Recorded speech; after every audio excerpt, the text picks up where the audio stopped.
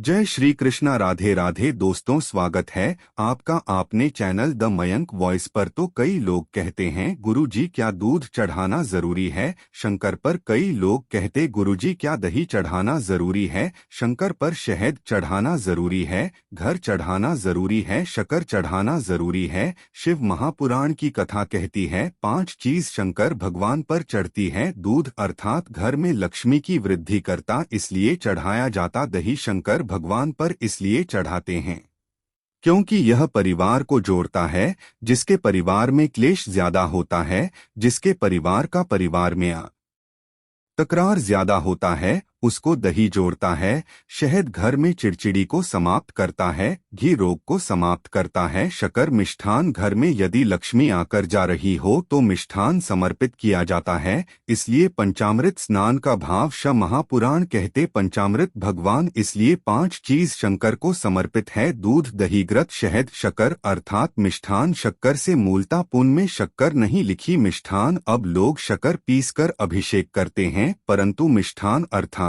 गाय के दूध से निर्मित कोई मिठाई और उस मिठाई से भगवान शंकर का अभिषेक। अब लोग भले शक्कर रखने लगे शंकर जी के अभिषेक में, पर शक्कर नहीं लिखा मिशा। हमारे यह सहज भाषा में कहते थे उसको खांड अर्थात मीठा। शिव महापुराण की कथा कहती है दर्पण इतना बड़ा ले लो बंदर वालार, दर्पण वाली नहीं तो इतना बड़ा दर्पण लो हनुमान जी के मंदिर में जाकर। क्योंकि हनुमान शंकर का ही, हनुमान जी के मंदिर में जाकर हनुमान जी के उल्टे पांव का थोड़ा सा सिंदूर, चरण का थोड़ा सा सिंदूर एक कागज में लेकर आ जाइए और हनुमान जी के छोटे भाई हनुमान जी 6 भाई है, उसमें गतिमान हनुमान जी के छोटे भाई गतिमान का नाम लो और गतिमान का नाम लेकर उस दर्पण पर सिंदूर से त्रिशूल बना दो। सिंदूर से त्रिशूल बनाकर उस दर्पण को घर के बाहर, दर्पण का मुख बाहर की ओर, ऐसे बाहर की ओर मुख कर कर दर्पण को घर के बाहर या दरवाजे पर, बिल्डिंग पर, ऊपर जाली में, फ्रंट में, कहीं पर भी उसको लगा दीजिए। महाराज केवल शंकर का स्मरण कर कर गतिमान का नाम लेकर हनुमान के उल्टे पांव का सिंदूर का त्रिशूल बनाकर जो दर्पण को लगा देता है,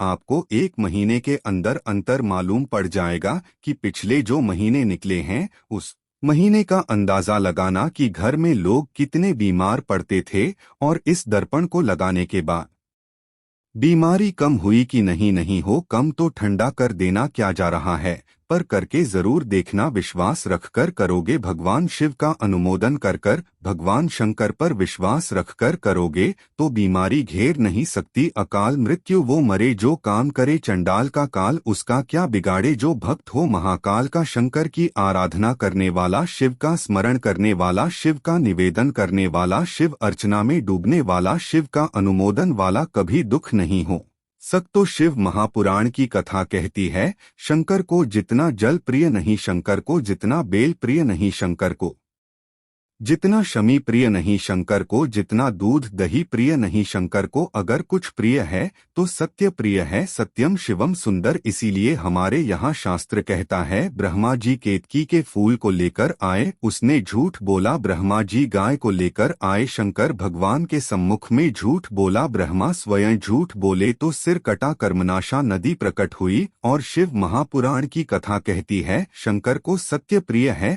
अगर झूठ बोला है। इसीलिए शिव महापुराण का स्पष्टीकरण किया जाए, वर्णन किया जाए तो पहले के समय में अदालत नहीं होती थी, पहले के समय में पंचायत नहीं हो सकती थी, पहले के समय में कोई सभाएं नहीं होती थी, पहले के समय में कोई निर्णायक मंडल नहीं होता था। पहले के समय में केवल एक निर्णय होता था, गांव के लोग ले जाकर शक के मंदिर में खड़ा कर देते थे। कहते थे उठा गंगाजली और कहते तूने ऐसा नहीं किया। गंगाजली उठाकर कह दे कि तूने ऐसा नहीं करा। क्यों गंगाजली उड़वा थे? क्योंकि लोगों ने शिव महापुराण सुन रखी थी। शिव महापुराण में श्री वेद व्यास जी वर्णन करते हैं कि शंकर के मंदिर में, शंकर के तले पर, शंकर के मंदिर के अंदर, शिव की चौखट पर, शंकर के अनुमोदन में, शिव महापुराण के अंतर्गत शंकर के अनुमोदन में मंदिर में शिव चौखट पर अगर कोई भूल से भी झूठ बोल देता है तो उसकी जिंदगी नरक जैसी निकलती है महाराज। इसलिए कहते तो उठा गंगाजली और कह दे तूने ऐसा नहीं, उठा बोल दे। आपके भी जीवन में अगर किसी को कष्ट है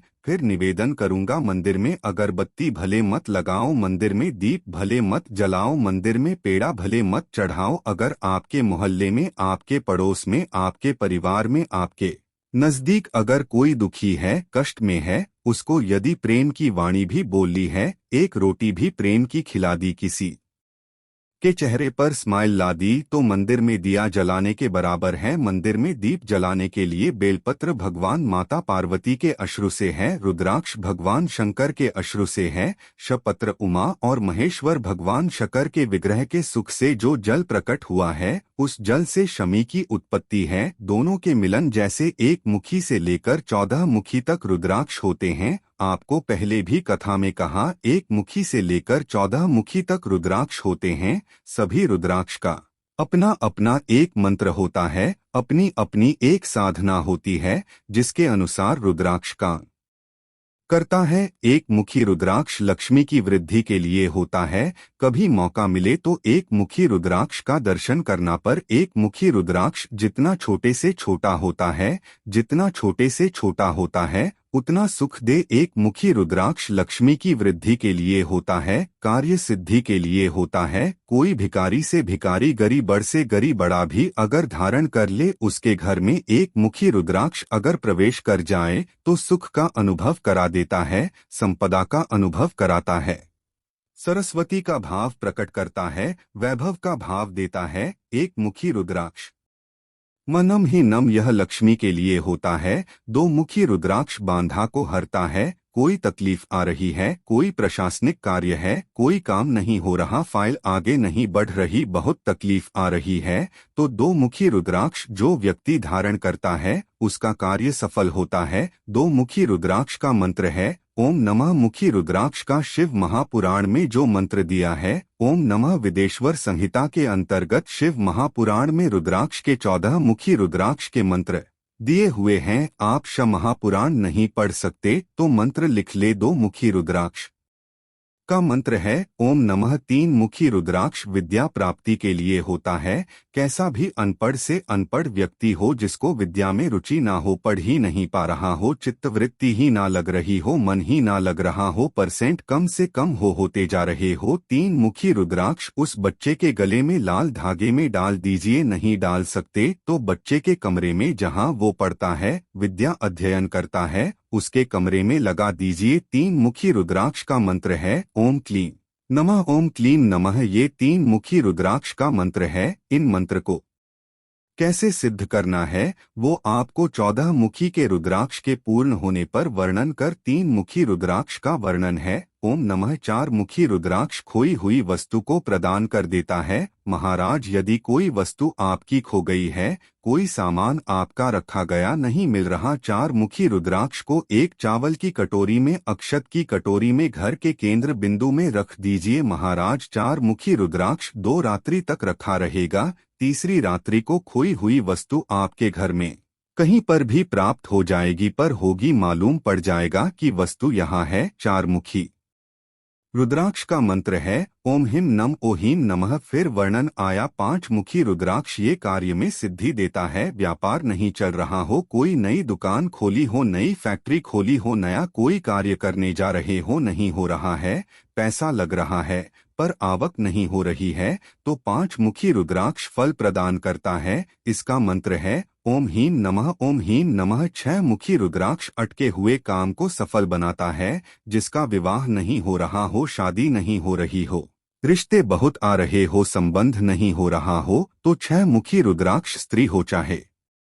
पुरुष हो, उसके गले में लाल धागे में डाल दिया जाए। 6 मुखी रुद्राक्ष का मंत्र है ओम हिम हम नमः। ओम हीम हम नमः ये 6 मुख्य रुद्राक्ष का मंत्र। 7 मुखी रुद्राक्ष नमस्तुभ्यम श्री शिवाय, नमस्तुभ्यम श्री शिवाय, नमस्तुभ्यम करें।